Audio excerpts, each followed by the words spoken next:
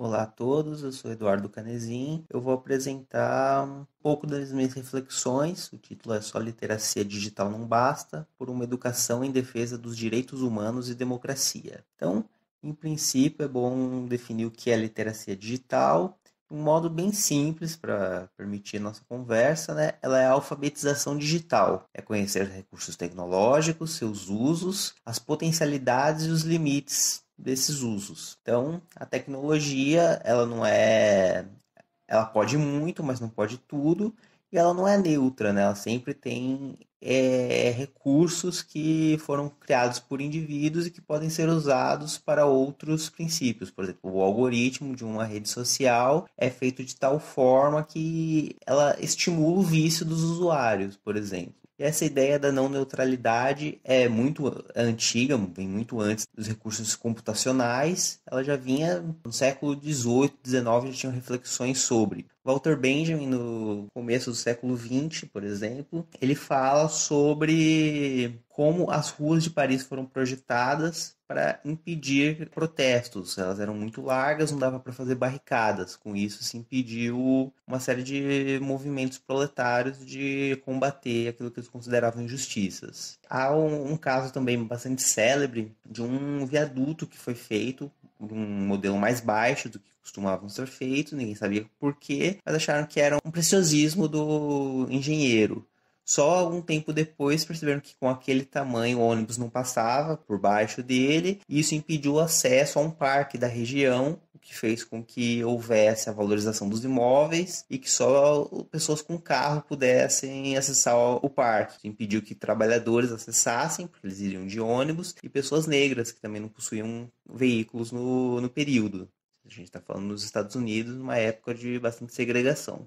Mas conhecer os recursos tecnológicos nos leva não só a criticar, mas buscar um uso mais consciente. Quer dizer, não faz sentido pensar numa recusa romântica. Não vou usar a internet, não vou usar computador. Já não faz mais sentido isso nos dias de hoje. Isso não tem como. O trabalho exige, os estudos exigem que a gente busque um uso que não seja indiscriminado, acrítico, só seguindo a massa, seguindo as pessoas que estão usando e você nem sabe por que está usando.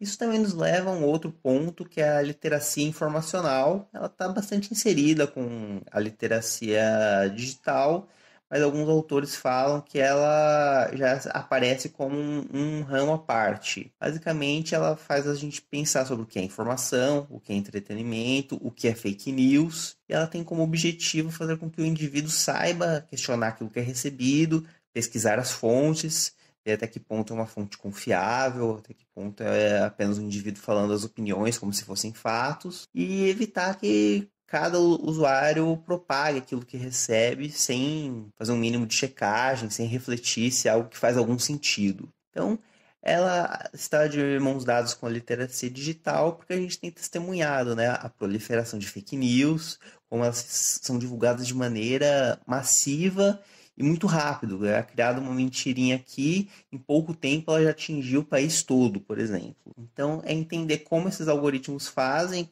essa propagação, como eles contribuem para essa visibilidade maior daquilo que é polarizado, o que entra na literacia digital, e entender também o que é errado, o que é mentira, que claramente quer desinformar, que seria essa literacia informacional. Só que a minha reflexão é pautada pela teoria crítica da Escola de Frankfurt e tem uma hipótese de Adorno que ele fala, isso ele estava falando na década de 40 nos Estados Unidos, né? Que os indivíduos, quando ouvem mentiras, ele está analisando os programas radiofônicos da época, eles não acreditam de fato naquilo que é falado, né? No áudio, no rádio e nos dias de hoje na matéria, no conteúdo que é divulgado pela rede social, pelo WhatsApp. Mas eles fingem que acreditam. E fingem que acreditam tão bem que acabam acreditando que acreditam. Mas ainda assim não acreditam na mensagem. Como assim? Ele está se baseando na Adorno, na teoria psicanalítica, não cabe aqui entrar nisso a fundo, até não teria tempo para isso, mas num nível inconsciente, o indivíduo sabe que aquilo é uma fraude, sabe que, sei lá, alguma informação absurda, como a gente teve, por exemplo, no Brasil, de que existia mamadeira de piroca, sabe que aquilo não faz sentido, que não é racional, que não acontece. Mas ele está fingindo que ele acredita, está mostrando uma raiva, um senso de revolta, e ele acredita nessa raiva, nessa revolta, ele acredita que está sendo tapeado, ainda que não acredite na tapeação em si. Então, diante de um cenário desse, não adianta muito você fazer a checagem de notícia, mostrar o erro, mostrar os mecanismos que fazem esse erro proliferar e ser divulgado, porque a próxima mentira surgiria tão absurda quanto a anterior e o indivíduo continuaria propagando, porque não importa se é verdade, se é mentira, o que importa é que ele está fazendo parte disso. E aí a gente vê que tem um ganho narcísico muito grande. Quer dizer, o indivíduo se coloca como sabedor da verdade, ele e o seu grupo, e quer compartilhar essa verdade numa dimensão que é quase uma conversão religiosa. E se você mostra que aquilo não é verdade, não tem problema, ele pega o próximo conteúdo para compartilhar, vai ser a próxima verdade. Quer dizer, ele não tem nenhum apego, porque no fundo ele realmente não acredita nisso. E acreditar que você faz parte de um grupo marginalizado, que está sendo perseguido, fingir que você acredita, tem um peso muito grande para trazer um conforto psicológico. Quer dizer, qualquer fracasso que você ou o seu grupo tiver, a culpa é do outro, quer dizer, desse complô. Seja ele quem for, sejam os comunistas, as feministas, os judeus, o grupo perseguido da vez. Eles são os culpados pela sua falha.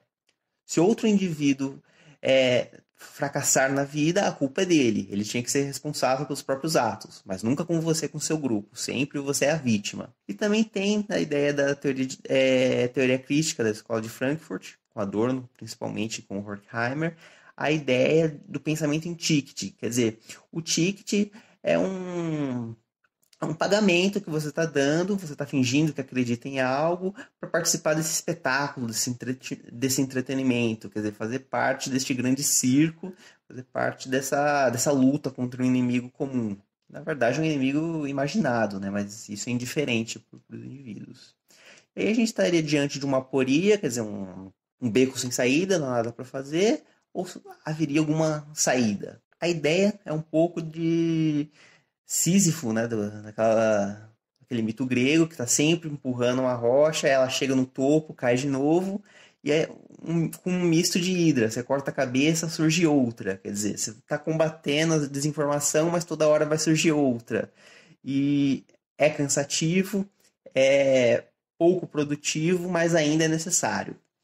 Isso tem que estar atrelado à literacia digital e informacional para que os indivíduos consigam entender essa dinâmica, quer dizer, entender a dinâmica da propagação, do que é uma notícia falsa, mas só isso não basta. Eu defendo que é muito importante que a educação, de um modo geral, promova os direitos humanos e respeite as normas democráticas, quer dizer, não é só uma aula de ética ou uma aula de sociologia para falar isso, a educação de um modo geral. A própria ideia do Adorno, né, de que a função da educação é garantir que Auschwitz jamais se repita. Então a gente tem que ensinar os jovens, os adultos, as crianças a respeitar as regras do jogo democrático e a respeitar o outro.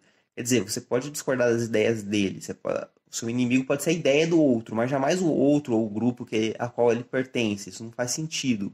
Se a gente não acreditar que dá para respeitar o outro, que dá para respeitar a democracia, a gente simplesmente pode abrir mão dela, da democracia, ou matar, perseguir mesmo o outro na mínima discordância. Então a função da educação tem que ser muito mais ampla do que apenas a literacia. Ela tem que ensinar o próprio valor da dignidade humana e da democracia. Muito obrigado.